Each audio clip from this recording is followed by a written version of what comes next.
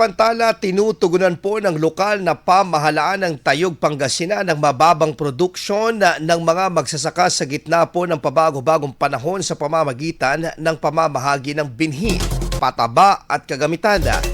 Sa kagaganap lamang po na programa ng lokal na pamahalaan, kabuang 75 na sako ng hybrid corn seeds, 44 na sako ng inorganic fertilizer at 45 unit ng collapsible dryer ang ibinigay po sa mga magsasaka.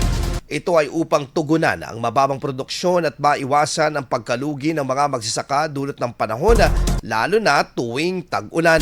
Inaasa naman makakatulong ang mga kagamitang pang post-harvest or post-harvest handling sa pagpapanatili ng kalidad ng ani gaya ng collapsible dryer. IFM News. IFM News. IFM News.